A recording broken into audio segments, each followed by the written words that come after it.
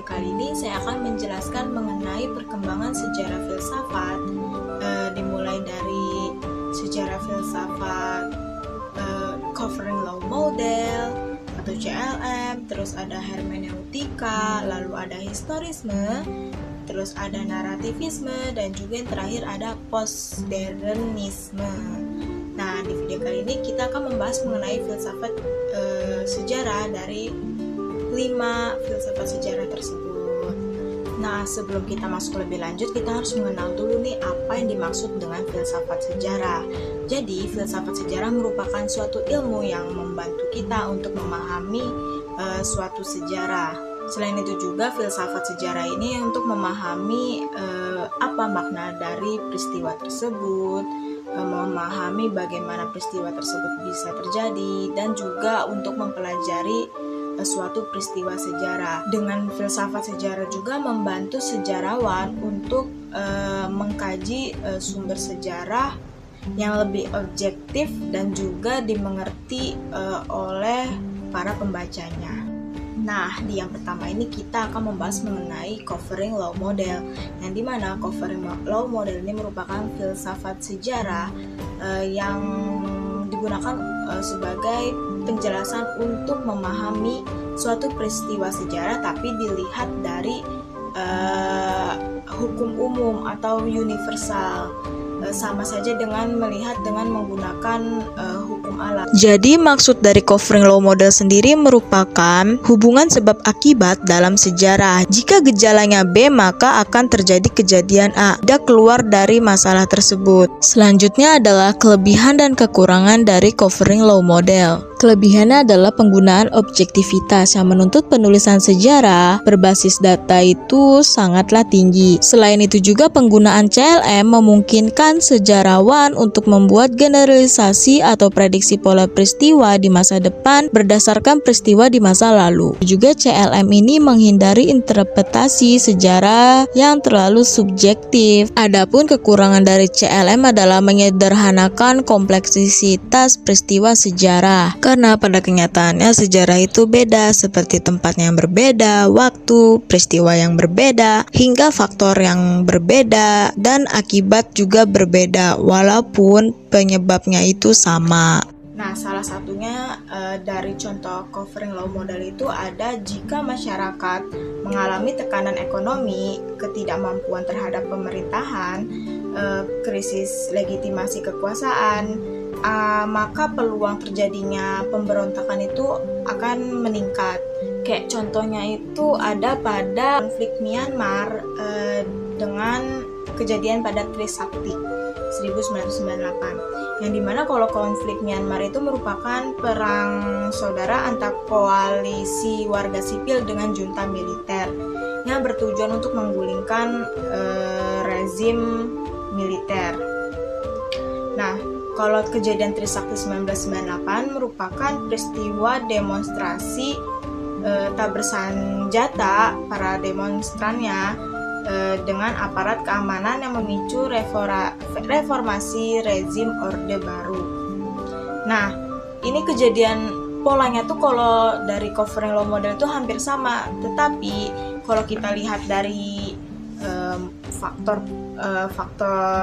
penyebabnya, akibatnya, dan juga tempat waktu peristiwa itu berbeda. Nah, yang kedua itu ada sejarah filsafat hermeneutika, yang dimana hermeneutika ini berasal dari bahasa Yunani. Tentunya teman-teman udah tahu dong dengan dewa Hermes, contohnya kayak yang ada di God of War. Nah, di sini karena dewa Hermes ini memiliki tugas untuk menyampaikan pesan dari para dewa-dewa yang ada di langit ke umat manusia, maka hermeneutika sendiri juga artinya itu untuk sebagai menafsirkan gitu suatu pesan-pesan kepada khalayak ramai. Hermeneutika berasal dari bahasa Yunani yaitu hermeneuin yang artinya menafsirkan. Selain itu dalam tulisan Aristoteles yaitu Organon, ia menggunakan kata perihermenias yang berarti on interpretation atau dalam penafsiran.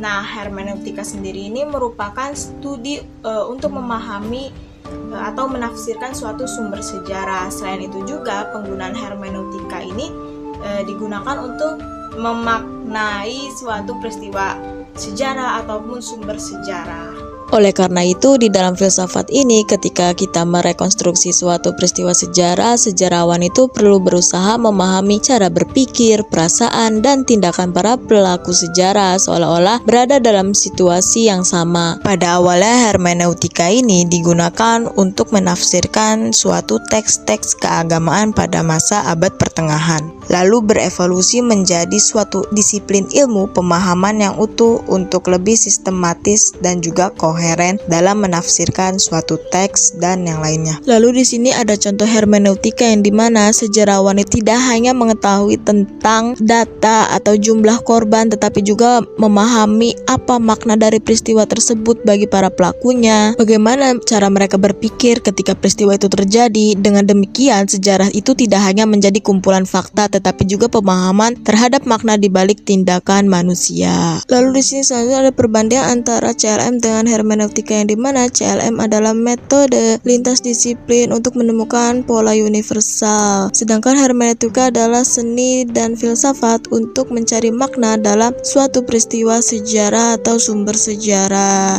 Nah, istilah hermeneutika sendiri yang dikaitkan dengan dewa Hermes sebagai dewa untuk menyampaikan pesan. Menurut Richard Palmer, hermeneutika ini memiliki 3 dimensi. Yang pertama adalah to say, lalu ada to explanation, dan juga to translation.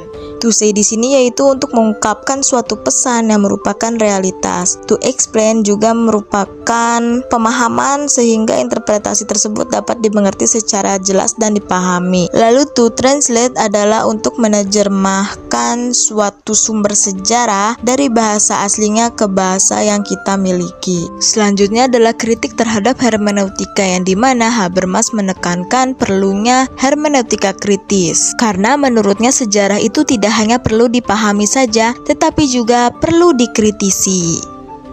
Nah, selanjutnya yang ketiga dan keempat itu ada filsafat sejarah, historisme, dan juga narativisme. Pada historisme memandang bahwa segala fenomena, nilai, dan realitas sosial hanya dapat dipahami sepenuhnya melalui proses perkembangan sejarahnya. Jadi, melalui pemikiran historisme ini, para sejarawan itu menghadirkan kembali peristiwa penting bangsa-bangsa mereka melalui bukti-bukti yang ada dan nyata.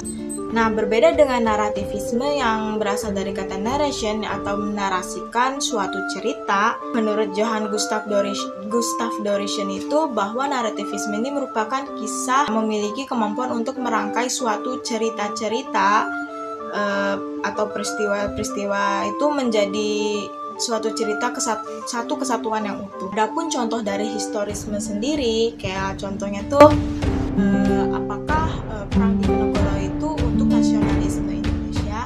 Jawabannya tentu saja tidak. Kenapa? Karena perang Diponegoro sendiri terjadi pada abad ke-19, sedangkan nasionalisme Indonesia itu baru ada pada abad ke-20. Selain itu juga filsafat sejarah historisme bahwasanya historisme itu harus dilihat sesuai konteks zamannya pada saat itu. Nah, sedangkan perang Diponegoro dengan nasionalisme Indonesia itu memiliki konteks zaman yang berbeda.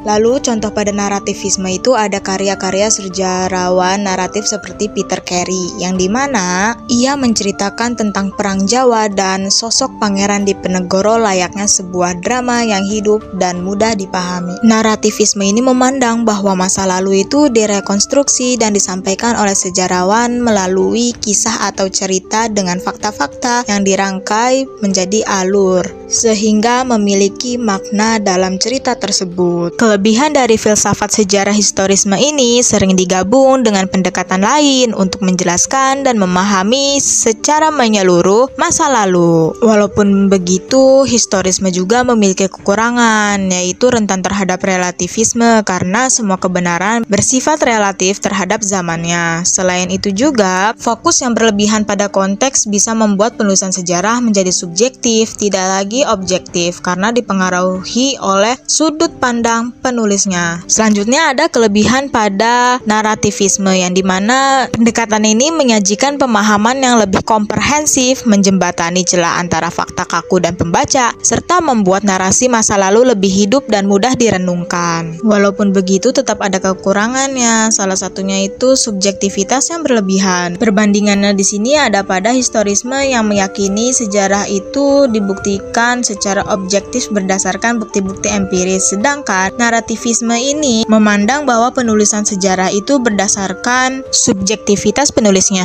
Nah, selanjutnya ada filsafat sejarah yang terakhir, yaitu filsafat sejarah postmodernisme, yang dimana postmodernisme merupakan gerakan pemikiran abad ke-20 yang skeptis terhadap rasionalisme dan narasi besar seperti agama, sains, atau kemajuan teknologi. Filsafat sejarah postmodernisme sendiri juga itu merupakan bagaimana kita cara untuk menelaah versi tunggal sejarah, yang dimana kita tuh ditantang untuk berpikir kritis supaya dalam sejarah juga kenyataannya tuh nggak cuman dari satu pandangan saja, banyak dari berbagai macam pandangan.